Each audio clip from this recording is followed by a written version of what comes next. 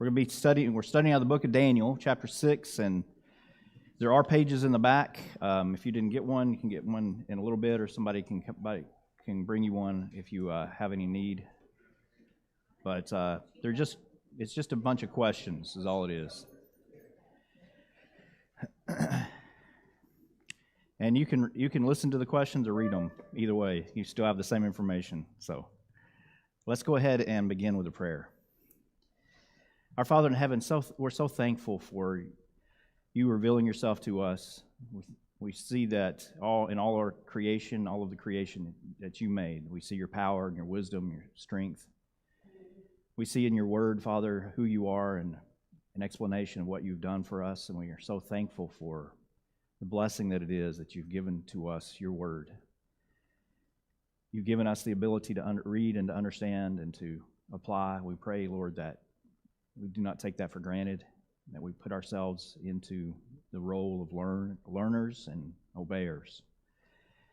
We pray as we go through the class today that we'll have open minds, we understand your word better, and we can find you. Thank you for the congregation here, for the love that's shown and the camaraderie that we have and the unity. We pray that will continue to grow, and as we look into the community, Father, help us to continue to find people who are looking for you so that we can glorify you even more. In Jesus' name I pray, amen. All right, Daniel chapter 6. Read the first section here through verse 9. It pleased Darius to set over the kingdom 120 satraps to be over the whole kingdom, and over these 3 governors, of whom Daniel was one, that the satraps might give account to them, so that the king would suffer no loss. Then this Daniel distinguished himself above the governors and satraps, because an excellent spirit was in him, and the king gave thought to setting him over the whole realm. So the governors and satraps sought to find some charge against Daniel concerning the kingdom, but they could find no charge or fault, because he was faithful, nor was there any error or fault found in him. Then these men said, "We shall not find any charge against this Daniel unless we find it against him concerning the law of his God." So these governors and satraps thronged before the king and said thus to him, "King Darius, live forever. All the governors of the kingdom, the administrators and satraps, the counselors and advisors have consulted together to establish a royal statute and to make a firm decree that whoever petitions any god or man for 30 days, except you, O king, shall be cast into the den of lions. Now, King, establish the decree and sign the writing so that it cannot be changed according to the law of the Medes and Persians, which does not alter." Therefore, King Darius signed the written decree. All right, so we understand what's happening here.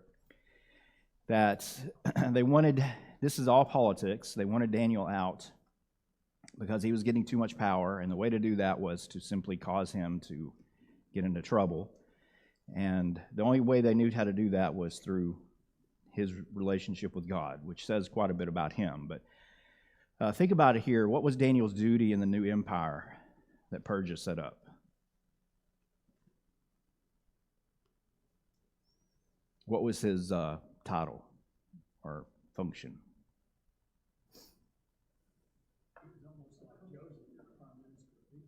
He was being considered to be put in charge of everything, right? But he was one of the 3 governors over what? All these satraps, right? There's 120 of these regional governors all across from Mesopotamia all the way into India and even into all the way almost into Egypt, or maybe even into Egypt. I'm not exactly sure how the layout was, especially right now as soon as the Persians took over the Babylonian Empire. But for however big a broad an area this is, we have the sections that are governed by regional governor, and there are 3 men who are appointed over all 120 of them to make sure they're to stay in line. And then, of course, he's thinking about making Daniel ahead over all 3 of those. So he's going to promote him to that. Because why would he be promoting him to that? We're in Daniel chapter 6. Why did it say he was going to consider to promoting Daniel that high?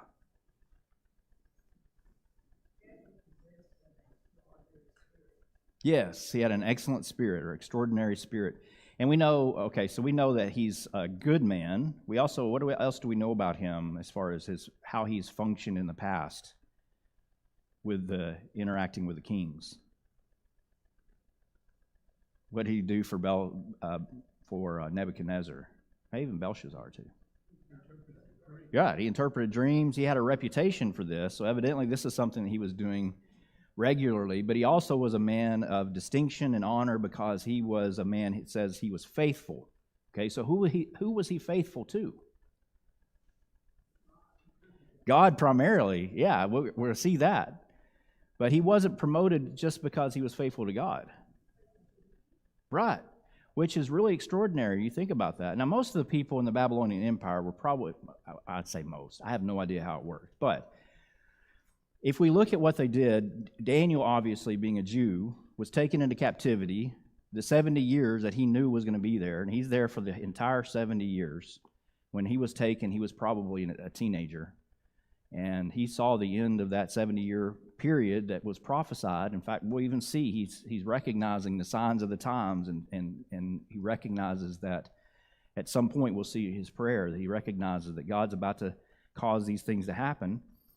But after the 70 years, now he's waiting because he knows that the Israelites are going to go home. Eventually, we have Cyrus's decree that says everyone can go home. And Daniel is being considered to be elevated here. So he had a lot of clout and a lot of power. And it was toward the end of his life. I have no idea if he even considered going back. I don't know if he had the opportunity.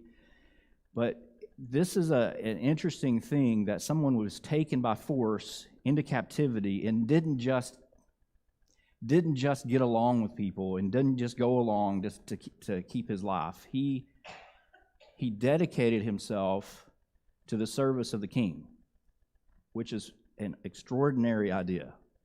Because did he have to be the kind of person, did he have to rise in the ranks and do all these special things for the king that would get him noticed? And do you think it was, let me rephrase that. Do you think that he just woke up one day and he just, everything happened for him easily, and he just kind of a gold, everything he touched turned to gold, and all of a sudden he just looked around and, oh, wow, I'm like one of the 3 governors of the entire realm. Do you think it happened that way? No, he had to have purpose and thought, and that's the idea here. When it talks about him being faithful to the king, he was promoting the things that the king wanted. Of course, that faithfulness changed, right? Because he was going from promoting the ideas of Babylon to now he's starting to promote the ideas of Persia. Not the evil things, of course, but anyway, it's just fascinating to think about his life.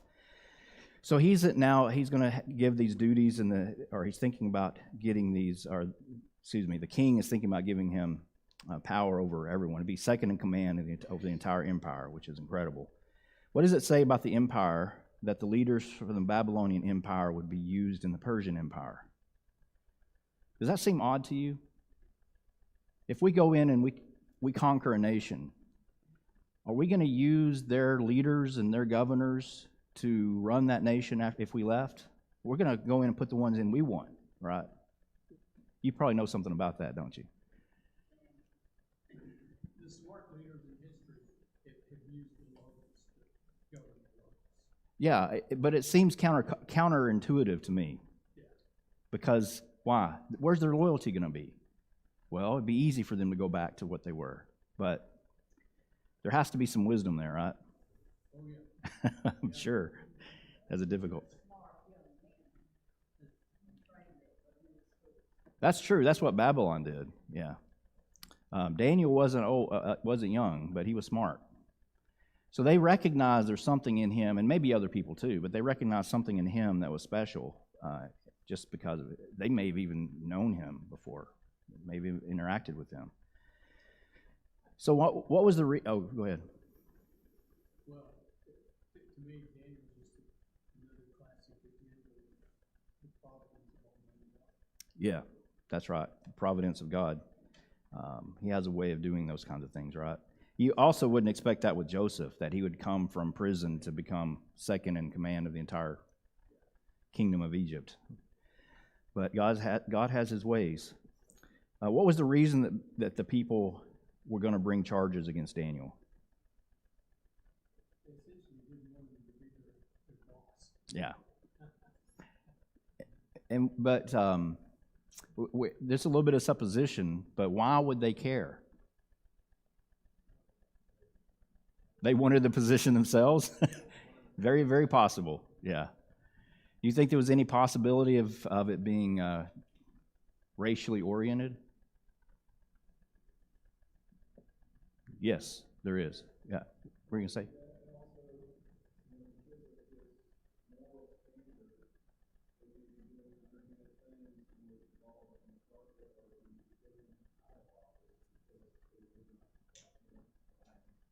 Right, because of their own, evil or immorality or whatever, they may be judged because of that. Could be trying to save themselves. So, I mean, there are all kinds of reasons for this, but it is interesting to think about put yourself in that setting. Why are these things happening like this? What tactic did they use to try to find some problem with him? What did they decide to do?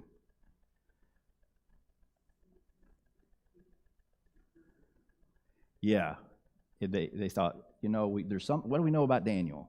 We know that he's going to pray, and they had to be fairly confident that if they brought up a law saying he couldn't pray to his God, that Daniel would do it anyway.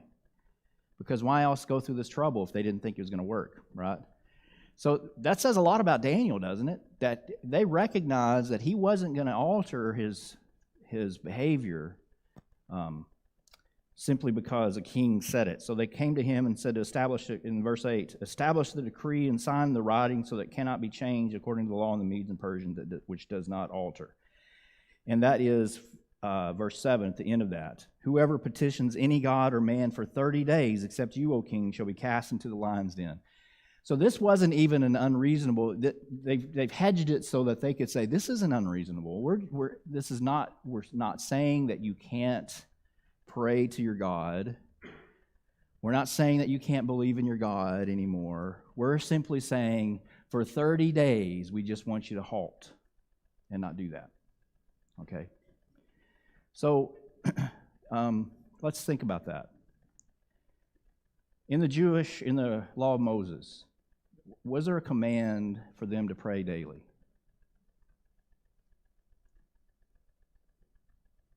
I'm not aware of one. There may have been, but I'm not aware of one. Was there a command that they have to pray weekly or even once a month?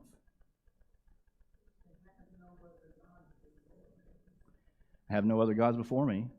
That's true, but it doesn't say frequency of how much they pray. Yeah. All right, keeping the Sabbath could imply that there is at least once a week they're going to at least keep the Sabbath holy, which would probably include prayer. You would think that would be included. Yeah, Michael?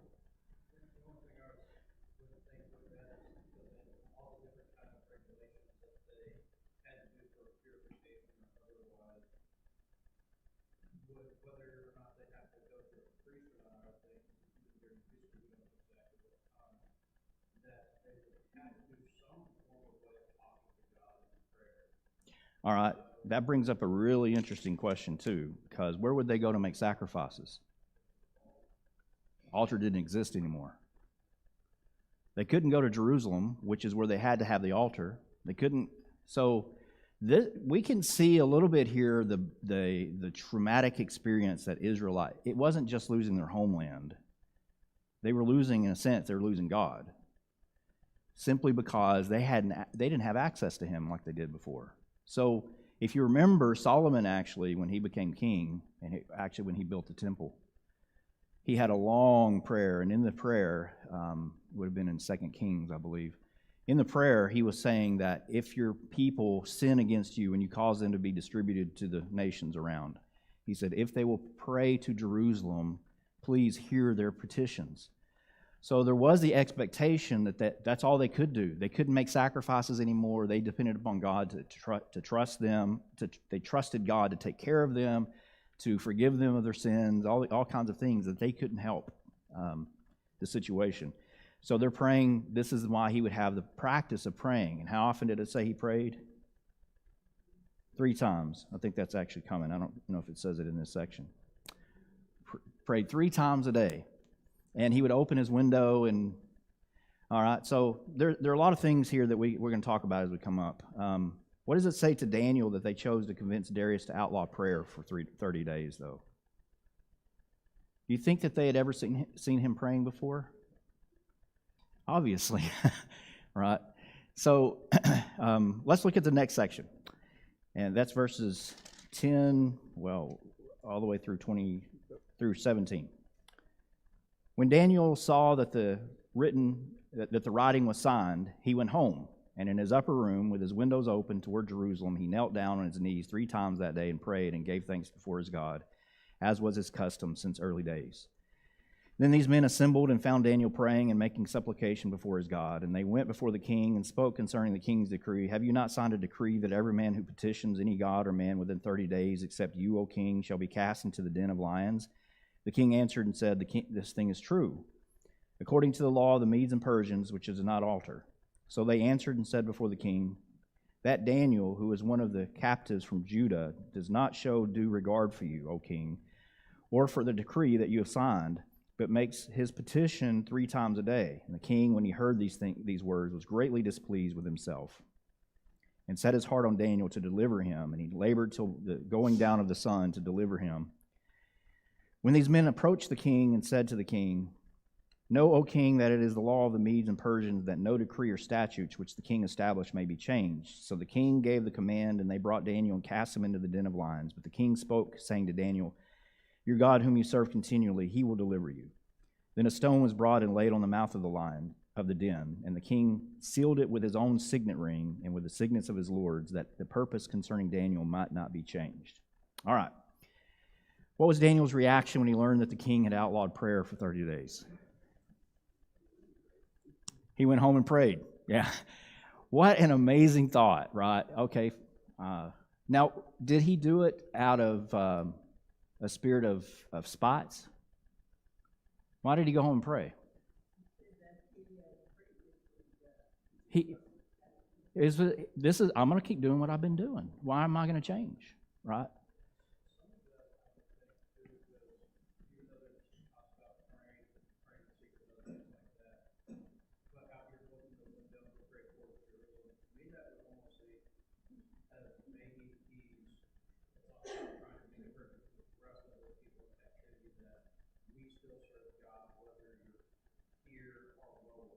Yeah. Yeah.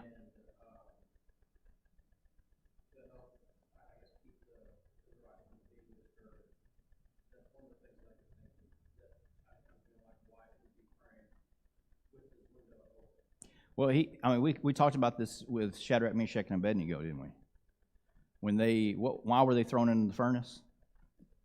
Because they were told to bow down to a god and pray. So the question came up, is it possible for me to bow down and not incline my heart toward that idol? It's possible for me to do that, but that doesn't mean it's right. They did what was right, because what would it mean if they had bowed down to this idol? It would mean that they gave in to what they were told to do and were worshiping this idol. Because if you bow down to an idol, you may be thinking about God, and you may not be thinking about that idol at all. It may mean nothing to you at all. But when I see it, what do I see you doing? Bowing down to a god. And you have just destroyed this relationship, right? Or maybe vice versa, if I was doing that, right? I'm not the good guy. But that's the point. That's with Shadrach, Meshach, and Abednego. But now we have it even a step further, because, well, we're not going to get him by telling him he has to worship something. We're going to get him by saying he can't do something that he already does. That's an interesting idea.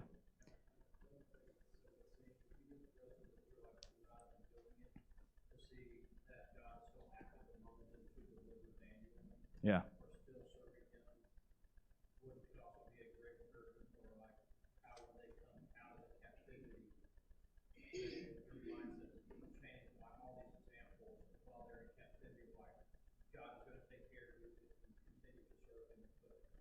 Right. I mean, that kind of gets into the next question here. Did Daniel act in a way that it invited charges against him? Yes and no. Did Daniel intentionally act in a way that, as a sign of rebellion, so that, well, I'm just going to show you I'm going to do this, so that he would be accused? No. Why did he do it? Because he had always done it that way. It wasn't going to be altered by. So there's two differences in attitude there that I think we need to recognize. I told you one time that my first work was in Nebraska, and when it snowed, everybody came to church. Without exception, everybody was there. If it was 6 feet deep, they were there. And the reason was because of pride, because they are not going to let, I was from Texas, they weren't going to let some Texan show them up. They can handle the snow. You know what it did when it rained? Most people didn't come because it was raining. I thought, wow, really? So it was a matter of pride, and it was. They said, we take pride in the fact that we can handle this snow. Well, why were they there? It wasn't for the right reason, evidently. Now, I'm not saying all of them were that way, but there is a difference, right? So we can just, it's almost like whenever the decree came from the government saying we had to shut down. There are people who never darkened the doors who got all mad and said, no, you forget that. We're going to go to church. You didn't want to go last week? Why were they coming? Or why they want to come? Obviously. It wasn't about God, right? So I want to be careful that we recognize our motives if we're going to do things. We don't just stand up and thumb our nose at someone and do things simply because we're going to get back at them politically, right? But at the same time, doesn't that say something about us? Is it when I ask the question, did Daniel act in a way that invited charges? He wasn't inviting the charges, but he knew the charges were going to come, didn't he? Without a doubt, he knew what was going to happen. And he opened the windows toward Jerusalem anyway. Would the prayer have been effective if he would have kept the windows closed? Absolutely. If he would have prayed in secret, no one would have known that he was praying except him.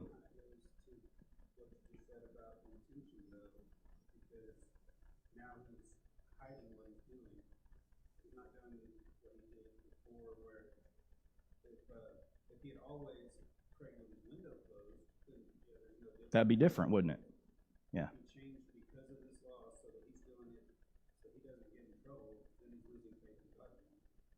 Yeah, and this is not an easy question or discussion. I recognize that.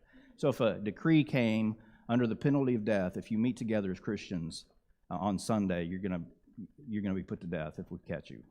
Are we gonna meet? Yeah. We should. Adam?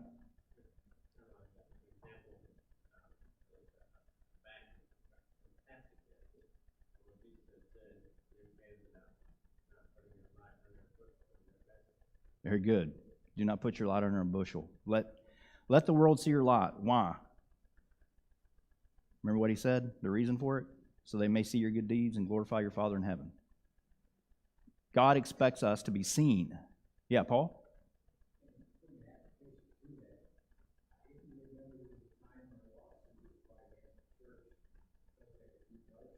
Yep.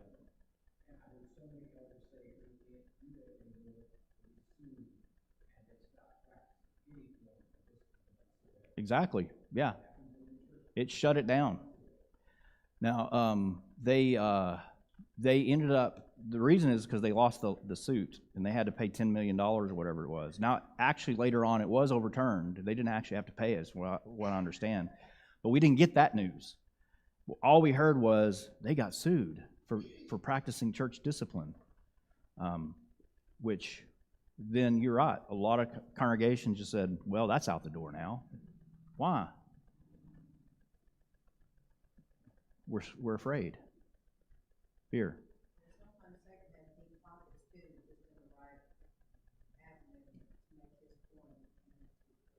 That's right.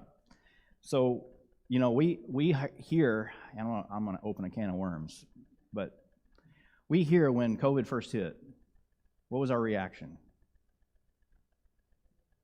We shut the doors. I was even part of that. I thought, well, I mean, it's for the safety of everyone. And then we started talking about it. And people started recognizing, it was actually some of our younger men who kept bringing it up. And some of our older men who, they're not here now because they disagreed that we should open. When we opened, they left.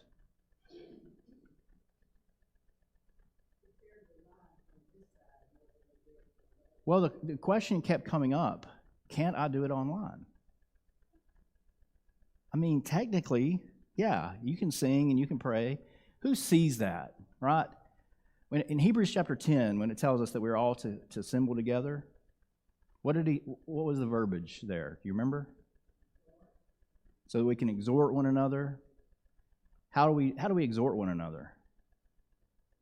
Our singing, the prayers, the time that we spend together, the looking around and visually seeing each other to recognize we're here in this for the long haul.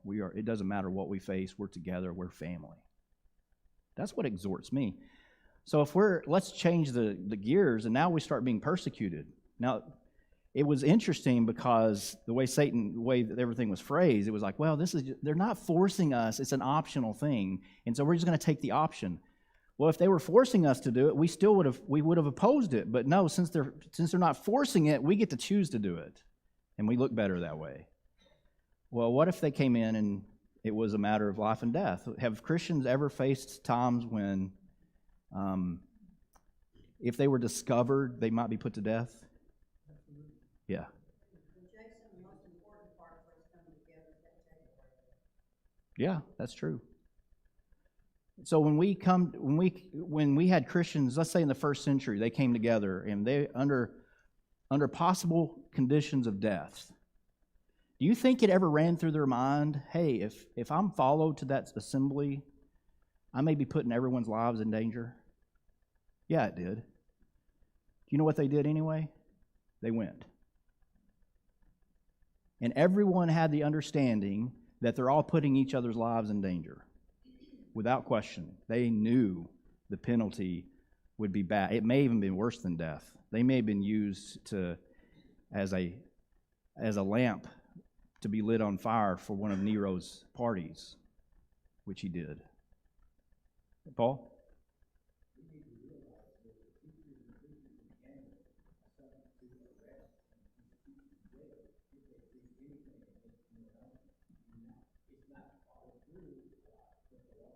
The law is there. Yeah.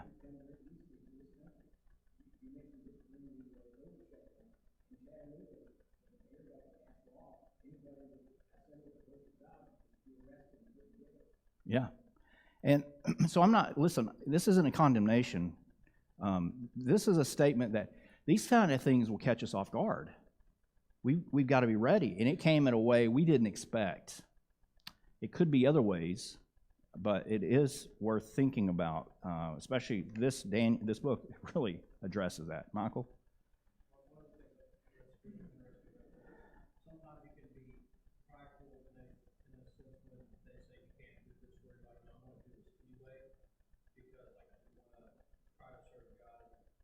Puts that, and like I'm not going to let anything stop me, because that's one of the things I've seen a lot with Americans here is, I don't mean it bad, but like most Christians would say like, yeah, I'll go to church even if you go, you probably get more people who would be willing to do that. Then you would say, you know what? Listening to this or watching that is a sin. You should not do that. Or the way you're doing this or Yeah. this kind of life. Where they're like, I cannot do that. Yeah. I'm willing to die to go to this. I know what you mean. Yeah, I've told you this story before, but some of you haven't heard it. When I was in school, we were fresh into preaching school. I mean, first year, probably the first quarter. Teacher up there, he said, "Men, how many of you would give your lives for Jesus? Die. If they put a bullet to your head, a gun to your head." And it was slow, but everybody in the room raised their hands. The next question out of his mouth changed me. Why is it so hard for you to give up sin then? I didn't expect that. We'll die for Jesus, but I'm not going to give up sin, right? No, we're not going to do that. Well, if I won't give up sin, what does that say ultimately about whether or not I'm going to die for Jesus? Does it comment on that? Yeah, it does. Everybody says when the rubber meets the road and things get hard, and we have the threats of all kinds of things, imprisonment, sickness, all kinds of things are prevalent and warned against. This is going to happen to you if you do this. Some of us will bow up and say, no way. But when it gets really, the difficult part is tomorrow morning when I'm cut off in traffic, how am I going to react? That's the hard part, right? But if one person stands up, that gives other people the courage. Exactly. That's right. And that's one of the reasons that the congregation here grew during COVID. Because we didn't, out of pride and arrogance, but we recognized, all of us sat down. I don't know if some of you were here. We sat down and had a discussion about this and said, this is not right. We have to make some changes. And we started coming back together again. And you remember at first it was really funny because we're like, every other pew, people could only sit in every other pew. And we're like, okay, we can agree to that. There's certain guidelines that we could agree to. And we thought, okay, we can try our best to be as safe as possible. There's no reason to just, start kissing each other on the mouths, right? We want to make sure that we are careful. And there's no problem with that. But it's so funny. How long did that last of every other pew? You remember? It didn't. It didn't work. I mean, the first day we were here, we're like, forget this, and started hugging each other, right? Why? Because we missed each other. We're like, this is where we should be. And I'm not discounting the internet or saying that it's sinful to follow along. If you're sick, stay home. But if you're sick, if you are staying away because you're hoping not to get sick, that's a little bit different. And if we're called to be together, we're called to be together. And if we can't help it, we can't help it, right? But anyway, I can't help but see parallels with this in Daniel. Somebody's hand was up. Was that you? Yeah, because back in the middle 20s in Mexico, there was a Russian named Trotsky who came out of the Bolshevik Revolution as one of the top dogs. In fact, he was probably number 2 on the list. Anyway, he went to Mexico, right? And he wanted to make Mexico communist, right? And he knew that in order to do that, he had to destroy the Catholic Church in Mexico. And so he rounded up about 200 priests. And he thought, this is how I'm going to destroy the Catholic Church in Mexico. He rounded up these 200 priests. He said, okay, you either denounce Jesus Christ, right, as the Son of God, or I'm going to shoot you.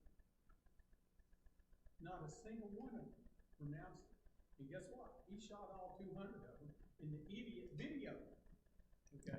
It's made it worse. Common people saw what happened. That ended communism in Mexico. Oh yeah, that would do the trick.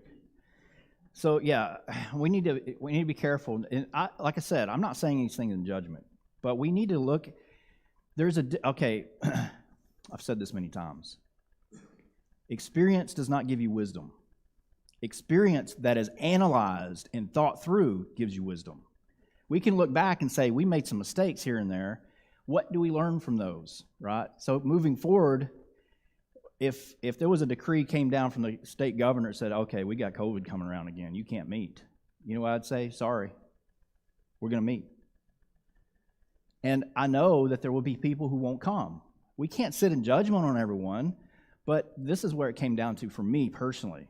The men actually asked me to divide the church up into two groups. One group was going to come on Sunday morning. One group is coming Sunday night. All the men agreed to this. Every man in the building, in the church, agreed to this. Okay, I was like, oh, great. So I get the task of dividing up everybody, telling them when they can come to worship. So half of them I had coming on Sunday morning, so we'd only have about 30. And half of them we had some coming Sunday nights, we have about 30. And that way we can spread out a little bit more. You know, the first week when I made those assignments, you know how many messages I got saying, I don't want to come on Sunday morning, I want to come on Sunday night, and vice versa? They were getting mad at me for doing what they told me to do. Hey, some of you men may remember that, but I do remember that distinctly, okay? So the first Sunday we had that happen at the end of the service on Sunday night. We had almost all the men there because they didn't want to, they said, you're not going to tell me when to come. They actually told me, you're not going to tell me when to come, when they told me to tell them when to come. They were all there, and I said, we need to have a meeting. We all met right there in the middle of the thing, and I said, if y'all want to keep dividing this up like this, somebody else is doing it. I am not going to tell somebody when they can come to church and when they can't. I'm tired of doing it. I'm not going to do it anymore. You know what happened? We started meeting every Sunday, everybody together. They didn't want to do it either. So people call me. There has to be reason involved. Of course. Reason. Yeah. Sojourn versus Ebola. So some logic needs to be done. We need to take precautions. We need to recognize that. I mean, if this was the Spanish flu, the discussion would be the same. But what are we going to be doing? We're going to be taking extra measures. At this point in the time, we started realizing, hey, not everything is all we're being told, but that's another story. So anyway, the point is not that I'm such a great person. The point is that when people say this isn't going to happen anymore, we need to make put it on them. That's when things started changing. They started realizing, we can't. I'm not going to tell anybody they can't come here. And whenever we first started doing this, I went in agreement, but I was ready to tell them, I'm going to come unlock the doors. And if somebody wants to show up for worship, I'm not going to send them home. We had that. It was just a month or two after we decided to start coming back together. It wasn't very long. We had ice on the ground. You know what I said? I had people call me, say, should we cancel services? I said, if you don't feel like you can drive, don't get out. But I know people that can. And I'm not going to stand there at the door and tell them they can't come in. I'm right here. I can walk across the sidewalk. It's no big deal. I only fell once, and it wasn't bad, right? But there's a lot of reaching applications. Yeah.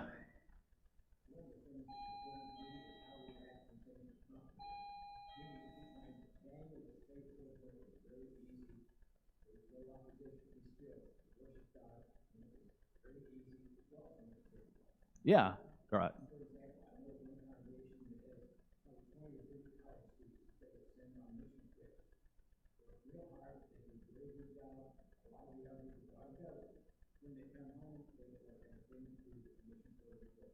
Yeah, that's right. One of the questions that we ask people in other congregations that I've been involved with, when somebody was asking for money to go to,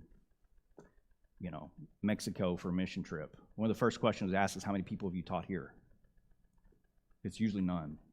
But yeah, you're right. It's interesting. When it's difficult, sometimes we're a lot more likely to do it. Somebody said if in order to go to heaven, you had to climb Mount Kilimanjaro on your knees, there would be people lined up to do it because look how good I am, how great I am, and how much of a Christian I am. But when we tell them they had to be baptized for remission of their sins, how many people are lined up to get in the water? Too easy. Yeah, Joe? About 20 years ago, the Air Force Academy had a superintendent who was a 3-star general. And I don't know if he was a New Testament Christian or not, but he was very, very clearly a very godly man. Because he routinely, for 4 years, he was superintendent of the Air Force Academy. He constantly reminded his cadets, he said, you're to obey God rather than man.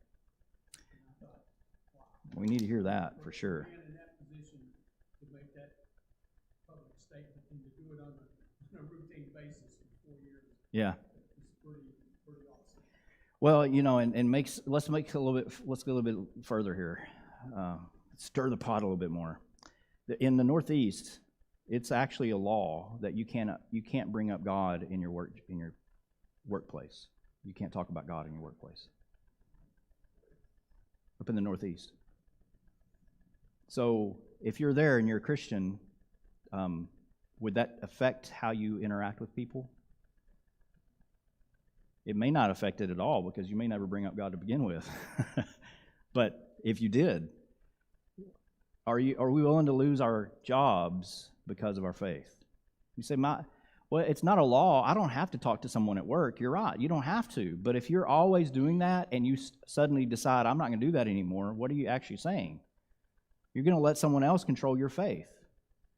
If the reason that he did this was because it was his habit, he didn't start a new habit the day it was decreed. He was doing what he always did, right? There is something to that because, he probably recognized that other people saw him doing it. These people did, these satraps did, they knew exactly what he did. You think other Israelites did? And this is what was brought up by several people. Your stance, your beliefs, your continuation of doing what you should be doing, what we should be doing, is more than just about you. It's also about how you're affecting other people around. And you can either discourage or encourage simply by making a decision to continue doing what you always have done. Yeah. Jason, clearly, those laws, the states that have those laws, and there's quite a few of them in the Union. Yeah. That violates the First Amendment of the Constitution. Yeah. Right? And the reason why the 5 freedoms that are tied up in the First Amendment, freedom of religion is the first. And that was because it was that important to the founding fathers. And the only reason why those laws are on the books is because nobody has challenged that in court. Yeah, that's right. And that's what it'll take. That's all. That's what it'll take. And say, this violates my constitutional right, and then have to go before the Supreme Court. But I'm certain this Supreme Court will shoot it down. Do you remember when it was several years ago? There was some I don't remember who she was. Made the decree in Texas that you couldn't. That she wanted everyone to send sermons to her, all the churches. It was a female mayor in Houston. Female mayor in Houston. That's right. And so everybody, all the churches in Houston had to send her an outline of their sermons so she could make sure they weren't saying anything that was anti-gay. Yeah. You know what happened? People from all over the state started mailing her Bibles. Said, "This is my sermon." I love that. She backed down from it because what is she going to do? So anyway, we have to make some decisions, and listen. These are difficult decisions. It's easy in hindsight to go, "Oh, I can't believe we did that," right? At the time, we thought we were doing the best we could. So this is not about condemning. It's about learning from our past. What can we do in the future? And we need to learn this lesson because that's a great lesson from Daniel. All right. Thank you all so much for your participation.